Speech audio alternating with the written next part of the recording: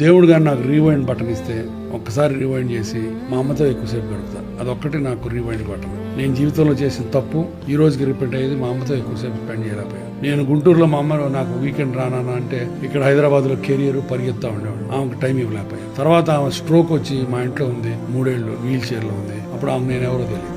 ఎందుకంటే హృదయ విదారకమైన సంఘటన ఇంకోటి ఉండదు. అది నా తప్పు.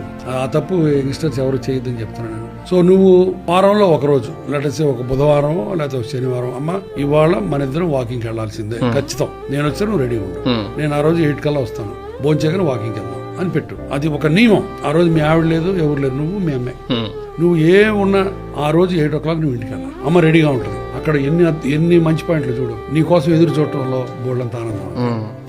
నువ్వు నియమంగా వెళ్తే నా కొడుకు నా కోసం వచ్చాడని ఇంకా ఆనందం. తర్వాత ఇద్దరు కలిసి వాకింగ్ వెళ్తారు. మంచి బ్యూటిఫుల్ మూన్ లైట్, ప్రశాంతంగా ఉంటది. ఆ నడిచేటప్పుడు చక్కగా ఇద్దరు కబుర్లు, చిన్నప్పుడు కబుర్లు చెప్పొచ్చు, ఆమె గుర్తొచ్చిన కబుర్లు చెప్పొచ్చు, ఆమె భయాలు చెప్పొచ్చు, ఆమె ఇది చెప్పొచ్చు, నువ్వు ఆ రోజు ఆఫీసులో చేసి చెప్పొచ్చు. అన్ని రకాల కబుర్లు జరుగుతాయి. 1 hour.